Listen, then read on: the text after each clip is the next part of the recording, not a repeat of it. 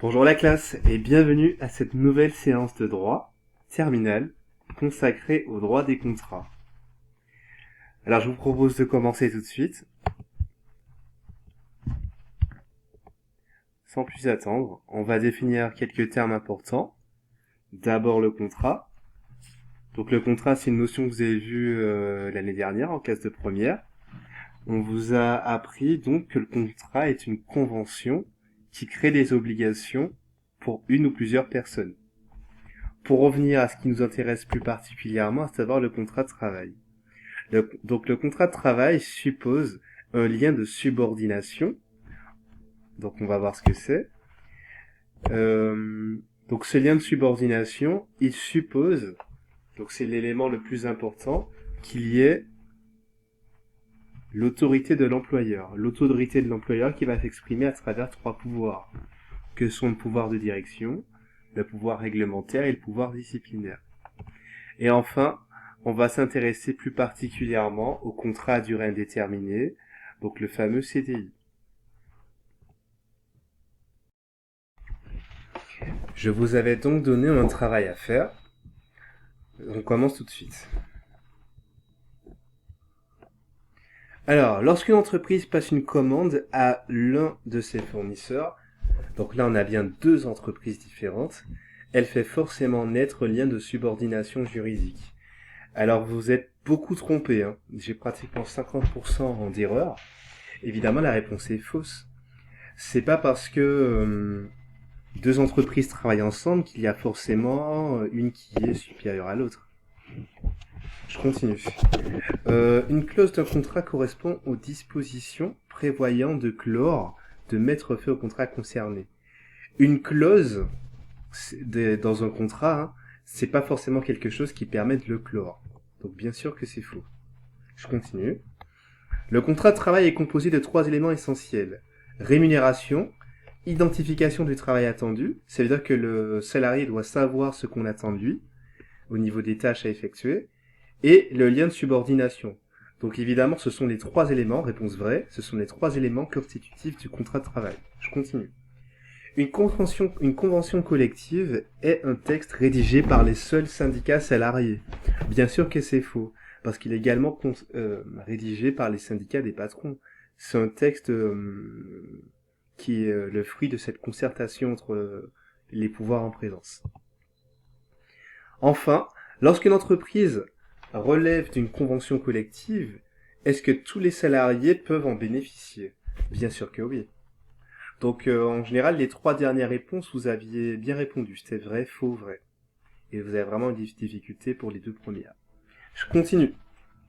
Donc là, on s'intéresse plus particulièrement aux trois pouvoirs de direction.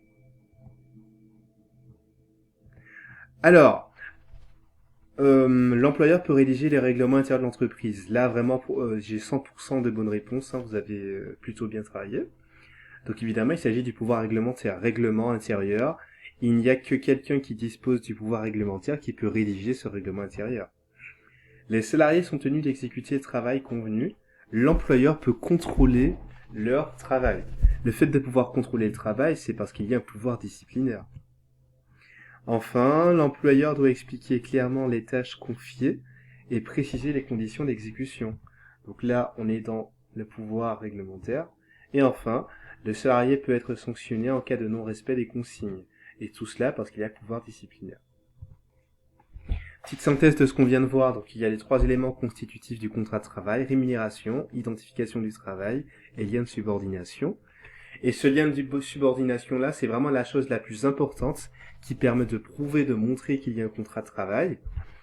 Et on va pouvoir prouver qu'il y a ce contrat de travail si on démontre qu'il y a entre le salarié et le donneur d'ordre et le patron un pouvoir de direction qui est exercé, un pouvoir disciplinaire qui est exercé et un pouvoir réglementaire qui est exercé. Le contrat à durée indéterminée, donc le fameux CDI. Premièrement, il faut savoir que le CDI est la norme en France. C'est le contrat qu'on dit de droit commun.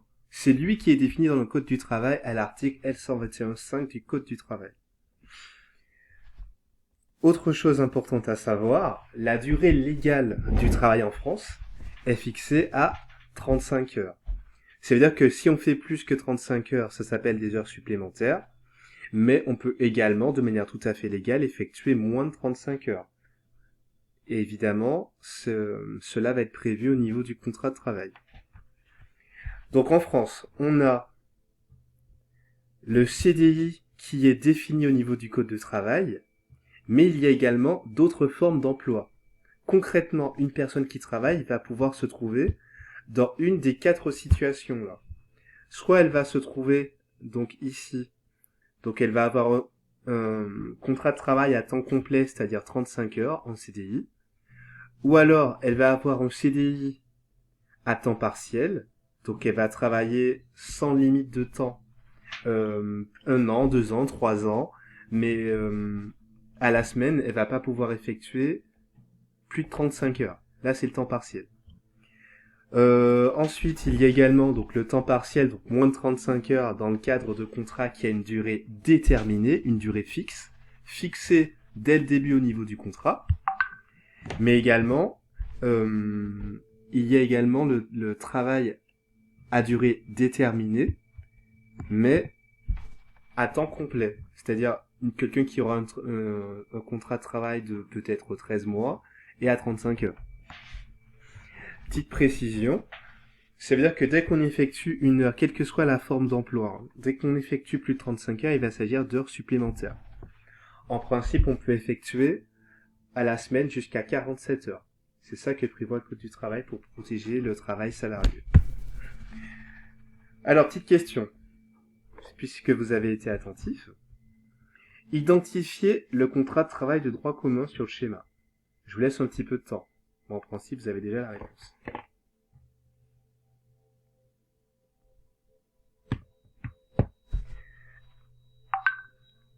Donc, je vous ai laissé une petite dizaine de secondes.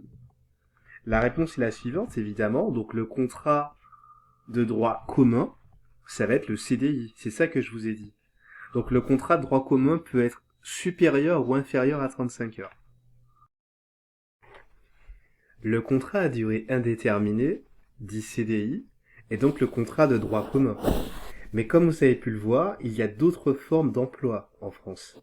Il y a le CDD, qui est le contrat à durée déterminée, c'est-à-dire que c'est un contrat qu'il y a une durée limite fixée à l'avance au niveau du contrat, de moins de 18 mois. Mais également, il y a le CTT ou contrat d'intérim, c'est la même chose. Alors concernant ce contrat d'intérim, on va dire quand même quelques petites choses. Donc le CTT ou le travail temporaire, contrat d'intérim, lie 3 personnes en réalité. Il y a le salarié intérimaire, l'entreprise utilisatrice, ça veut dire l'entreprise chez laquelle l'intérimaire va travailler concrètement, mais également l'entreprise de travail temporaire. Donc je vais pas faire de la pub aux entreprises d'intérim, aux agences d'intérim, mais je pense que vous les connaissez pour la plupart. Alors petite question, parce que c'est quelque chose qui peut tomber lors d'un examen, notamment celui du baccalauréat. Le lien de subordination en réalité, il s'établit entre le salarié et l'entreprise A ou B? Je vous laisse un peu de temps pour réfléchir.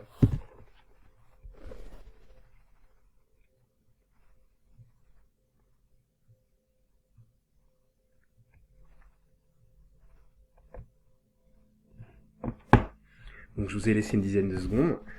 Alors évidemment, le salarié intérimaire, il est payé par l'entreprise de travail temporaire. Sa fiche de paye, admettons quelqu'un qui travaille dans la grande distribution, on va pas les citer, et qui a été embauché par une agence d'intérim. Il reçoit sur sa fiche de paie, en fait, il y a le logo de l'entreprise de travail temporaire.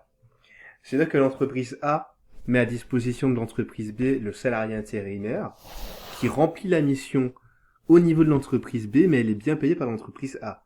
Mais concrètement, au moment où il va exercer les missions qui lui sont confiées, le salarié intérimaire va être sous la direction de l'entreprise utilisatrice.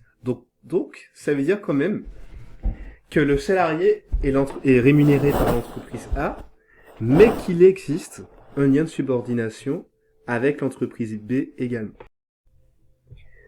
Je vous avais également donné un autre exercice avec 2 cas. Donc le premier cas, il s'agissait de Cyril, qui est un cycliste qui s'est vu prêter un vélo par un sponsor. Alors, là, il s'agissait de voir s'il y avait existence ou non de contrat de travail.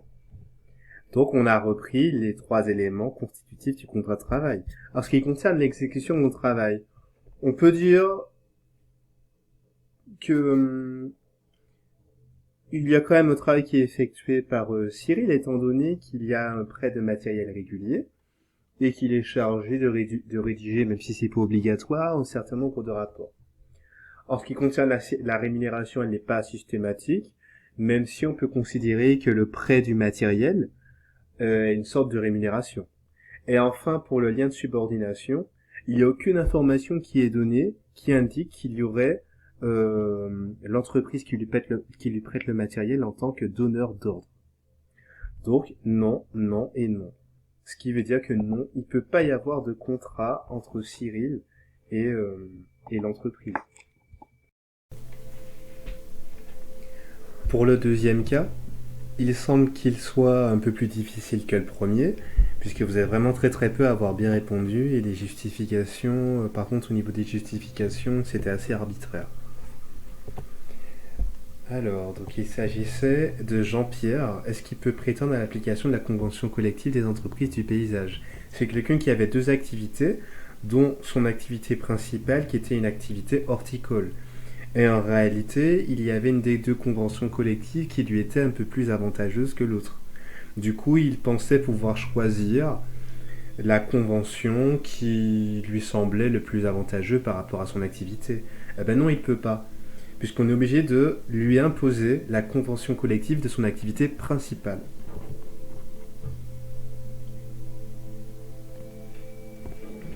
Je vous remercie pour votre travail. Je termine sur ce petit point en synthèse. Donc le contrat de travail va fixer un certain nombre de choses. À l'intérieur de contrat de travail, qu'il soit en CDD, en CDI ou en contrat de travail temporaire, il va y avoir des éléments liés aux conditions d'emploi, le lieu du travail, la durée et la rémunération. Ce sont des éléments obligatoires. Deuxième chose, en matière de relations de travail, il y a plusieurs textes qui permettent de réguler les échanges, arbitrer les rapports entre le salarié et l'entreprise. Pour accompagner donc ce contrat de travail, il y a par ordre d'importance le code du travail, puis la convention collective. Voilà. Je vous remercie d'avoir vu et écouté cette vidéo. À bientôt.